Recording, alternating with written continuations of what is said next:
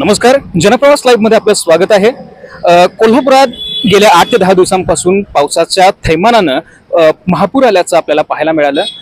नेमकी या पूर परिस्थिती कोल्हापुरात 2021-2019च्या अंदाजानुसार या परिस्थितीनुसार पूर परिस्थिती नेमकी कशामुळे निर्माण होते या संदर्भात अनेक तर्कवितर्क लावले जातात।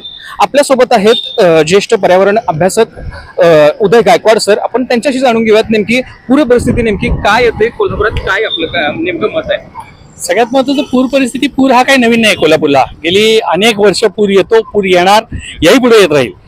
पूर येणं ह्याचं आश्चर्य नाहीये, पण अलीकडचे जे पूर आहेत त्याच्यामुळं मोठ्या प्रमाणात शहरामध्ये अस्ताव्यस्त स्थिती तयार होतीये, वित्तहानी मोठ्या प्रमाणात होतीये।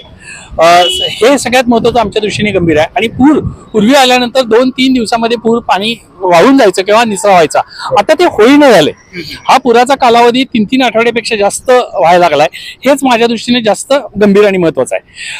अतिरिक्त पाऊस पडला, कमी दिवसामध्ये जास्त पाऊस पडला, हे एक महत्त्वाचं कारण आहे। पण जो पडलेला पाऊस आहे तो धरणांमध्ये साठून राहिला, धरणांची क्षमता तेवढी राहिली आहे का, धरणं गावाने किती भरलेत, हे पहिलं महत्त्वाचं कारण आहे। दुसरं, नद्यांची जी पात्र आहेत त्या नद्यांच्या पात्रामध्ये आज पूर जो सामावला पाहिजे किंवा जे पाणी सामावलं पाहिजे तेवढं पाणी सामावत नाही। जवळपास बरीचशी नद्यांची खोली आणि रुंदी याच्यामध्ये जे काही नैसर्गिकरित्या किंवा गाळानं जो भराव आलेले आहेत यामुळे नदीच्या पात्रामध्ये तेवढं पाणी राहत नाही, हे गाळ काढले पाहिजेत। तिसरं, नदीच्या 338 किलोमीटर लांबीमध्ये 64 बंधारे आणि 40 पूल आहेत आणि जवळपास 100 ते 125 अतिक्रमण किंवा सदृश किंवा भराव सदृश ठिकाण आहेत। तर ही सगळी जी ह्या सगळ्या ज्या बाबी आहेत याच्यामध्ये हे सगळे सुद्धा कारणीभूत आहेत, कमी अधिक प्रमाणात असतील। ही सगळी कारणं आपण दूर कशी करायची याच्यावरती अभ्यास करून निर्णय शासनाने घेतले पाहिजेत।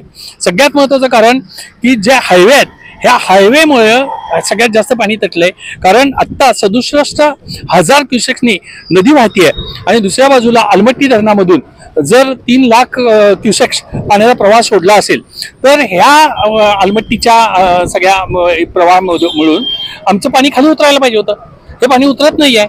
बरं, कोयनेचा पाण्याचा विसर्ग नाहीये, वारणेचा आणि दूधगंगेचा विसर्ग असला तरी तो तितक्या मोठ्या प्रमाणात नाहीये।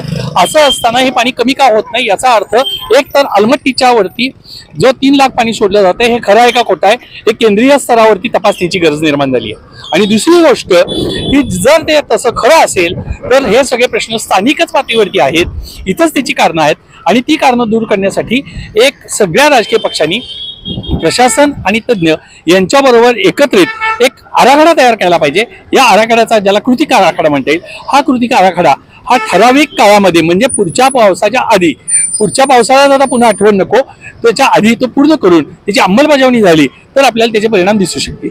तसं म्हणायला गेलं तर हा पाऊस जो आहे, एक साधारण नद्या नाले आता जास्त करून एवढे भरलेले नव्हते तरी पण सखल भागामध्ये, शहरी भागामध्ये, नागरी वस्त्यांमध्ये पाणी बऱ्यापैकी भरायला सुरुवात होत होती। याचं नेमकं तुम्हाला कारण काय वाटतं? त्याच्यामध्ये अनेक ठिकाणी कचरा अडकलेला आहे, अनेक ठिकाणी आडव्या पाईपलाईन्स आहेत ज्याच्यामध्ये रस्त्यांच्या रचना बदललेल्या आहेत, अनेक ठिकाणी जे लेआउट मंजूर केलेले आहेत त्या लेआउटमध्ये गोंधळ आहेत। त्याच्यामध्ये अनेक लेआउटमध्ये माझ्या जागेतनं जर तिरका नाला जात असेल तर तुम्ही काटकोण्यात वळवलेला आहे। आता काटकोण्यात वळवलेला नाला जर येताना घाणच घेऊन येत असेल, प्लास्टिकच्या पिशव्या आणि बाटल्या घेऊन येत असेल, ते जर अडकत असेल तर स्थानिक शहरामध्ये अनेक ठिकाणी जिथं शक्यता नाही अशा ठिकाणी सुद्धा पाणी साचलेलं आणि पुराची स्थिती, पूर सदृश स्थिती म्हणता येईल, ती वाढलेली दिसायला लागली आहे। तर ती कारणं वेगळी आहेत आणि नदीच्या पुराची कारणं वेगळी आहेत, ही दोन्ही कारणं एकत्रित बघणं आवश्यक आहे।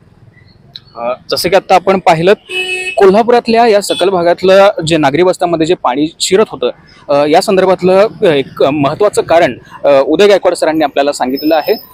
या नक्कीच प्रशासनानं या मागणीचा, त्यांनी केलेल्या या मागणीचा नक्कीच त्यांच्या स्तरावर जाऊन विचार करावा। जनप्रवास लाईव्हसाठी मी निरंजन, कोल्हापूर।